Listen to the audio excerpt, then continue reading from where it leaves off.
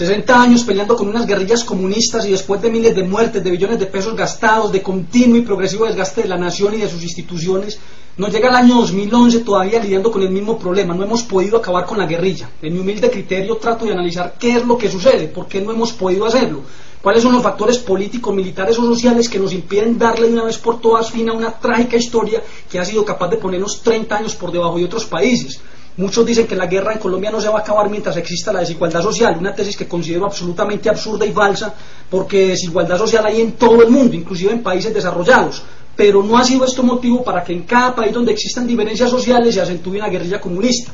Tal vez influya en la violencia, sí, tal vez propicie delincuencia común y organizada, sí, pero una guerrilla como la que tenemos en Colombia es una cosa muy distinta. Entonces, ¿por qué en otros países de Latinoamérica sí han conseguido darle fin a esa ola subversiva venida de Cuba en los años 60 y 70 y nosotros no hemos podido?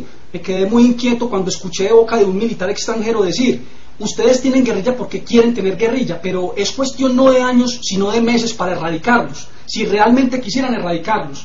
Y bueno, me quedé pensando entonces, ¿será que es cierta esa otra tesis que existe por ahí, sobre todo entre los supuestos intelectuales de izquierda que dicen que hay grandes poderes que no les interesa que en Colombia haya paz?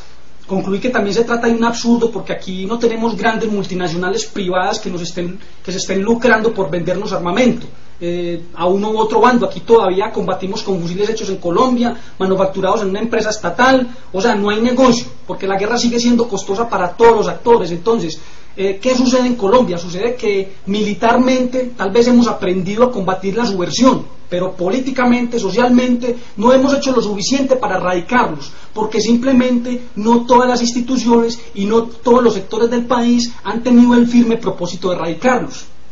Por supuesto no hablo de las mayorías, pero hay una intocable minoría que han hecho hasta lo imposible porque el problema se mantenga. Paradójicamente, esa minoría que dice luchar por la paz es la que mantiene latente la guerra en nuestro país. Entonces, no hemos hecho lo suficiente políticamente, porque podemos decir también que es la misma clase política la responsable de que la división de poderes en Colombia no sea hoy una garantía de democracia, sino más bien un mecanismo que fragmenta el fin único del Estado, que es garantizar la justicia, la libertad y el orden, el bien común de sus ciudadanos. En otras palabras, el Ejecutivo, el Legislativo y el Judicial deberían ser tres caminos distintos que llevan a un solo y único sitio, pero aquí tenemos tres caminos que van cada uno por su lado y cada uno a donde se le antoja o a donde le conviene, y esa es la situación que pone en duda las instituciones, su propósito y su legitimidad.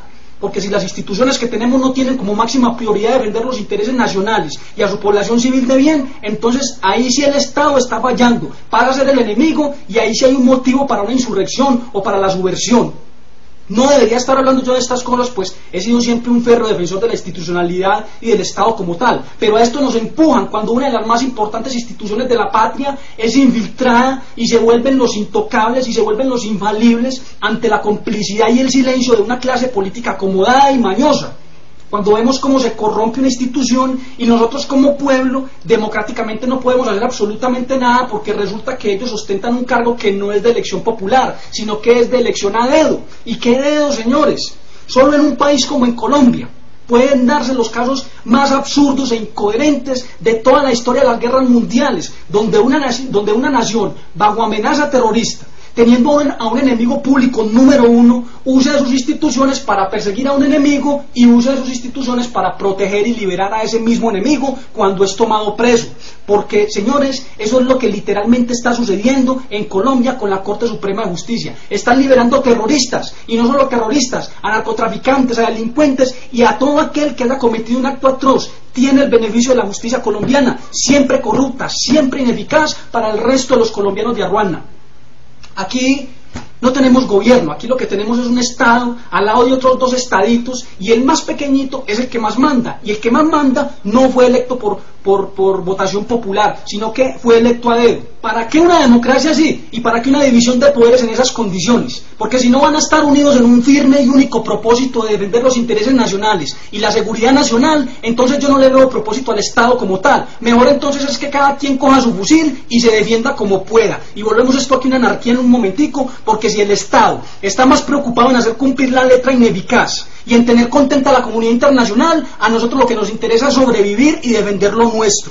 Muchas personas Han destacado el presidente Álvaro Uribe la capacidad que tuvo de enfrentar la ilegalidad y el terrorismo sin restringir un solo derecho civil, sin haber declarado el estado de sitio o el estado de conmoción interior, sin restringir una sola libertad civil. Hizo lo que hizo, que fue mucho, pero que hoy vemos que no fue suficiente. Y no fue suficiente no porque no quisiera, sino porque es que no dejan. Porque es que en Colombia tenemos el mal hábito de querer quedar bien con todo el mundo, de querer ser la tacita de plata de Latinoamérica, cuando aquí lo que se nos sirve todos los días es aguapanela cruda.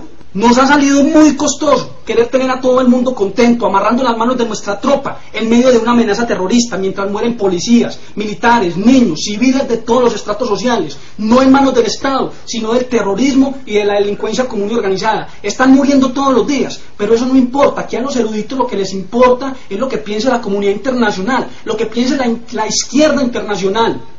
Entonces concluimos, ¿por qué no hemos acabado con las guerrillas en Colombia? Hombre, primero porque no hemos tenido los pantalones suficientes para ir en contra de las maquinarias políticas y aplastarlas. Lo quisimos hacer con el referendo reeleccionista, pero salió la Corte diciendo que no se podía y aquí nos quedamos todos calladitos y quietecitos. Esa era una forma de acabar con las maquinarias en el país, porque era lo que las mayorías querían y no lo que las maquinarias imponían en tiempo de elecciones, pero nos quedamos quietecitos.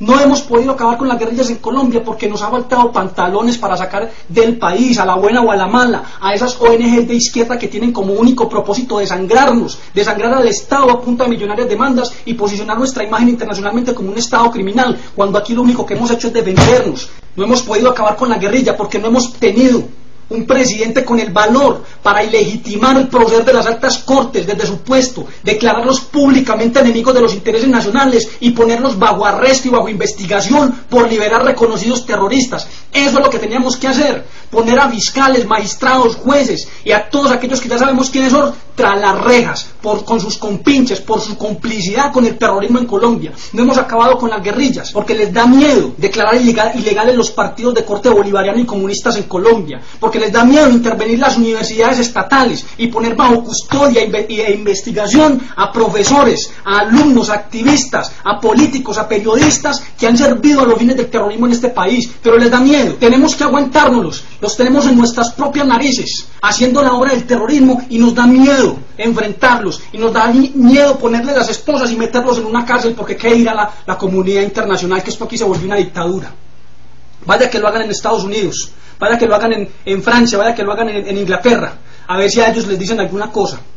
Los hemos tenido en nuestras narices desde hace décadas, pero no los tocamos, los dejamos actuar, porque en el país del Sagrado Corazón primero son los derechos humanos de los asesinos, así sean estos los responsables de miles de muertes todos los días. Las muertes que contamos a diario de nuestros campesinos, de nuestros militares, de nuestros policías, de nuestros civiles comunes y corrientes, que nada tienen que ver con política, que nada tienen que ver con tendencias ideológicas. Todavía vamos a hacer lo que podamos hacer con esta democracia, todavía vamos a insistir, todavía vamos a seguir manifestándonos en la calle hasta que nos dejen, hasta que se pueda, hasta que no nos lo impidan, hasta que no nos pongan el ESMAD enfrente, o hasta que no nos comiencen a dar de baja a los activistas que estamos diciendo la verdad en este país. Hasta ese día vamos a tratar de hacer las cosas bien hechas. Mi nombre es Aníbal Guerra, les hablo desde Medellín, Colombia. Muchas gracias.